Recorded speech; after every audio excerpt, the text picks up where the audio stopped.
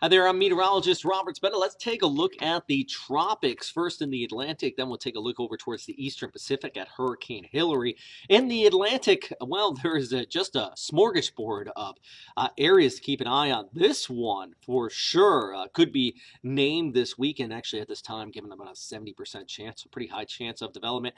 Plus, we're watching this area right here, which is going to track south of Florida. Could wrap some rainfall around, even push along the east coast of Florida here on Sunday, but definitely want to keep an eye on it as it heads out here into the Gulf of Mexico.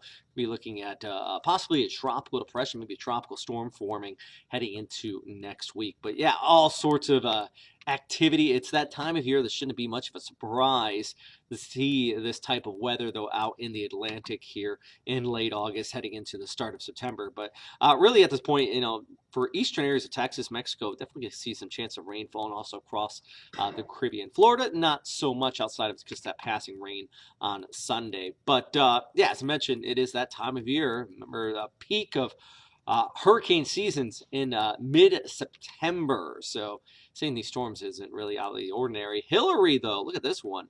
Out here off the west coast of Mexico, this formed up into a tropical storm about 48 hours ago and then rapidly intensified over 24 hours into a Category 4 hurricane, absolutely beast of a storm, likely going to be bringing some heavy rainfall across the Baja Peninsula, and could be making landfall as a Cat 1 in northern areas of Baja and even into southern California. We'll get to that in a second, but everybody in this area from LA to San Diego all the way down the coast really need to be watching out for this. Yeah, the winds are going to be one thing, but the rains in some of the hills here, 2 to 4 to 5 inches, maybe even more than that. It's isolated spots are going to be seen. So definitely a threat of flash flooding for our friends out here in SoCal. By the way, Hilary, last hurricane to hit California was in 1858.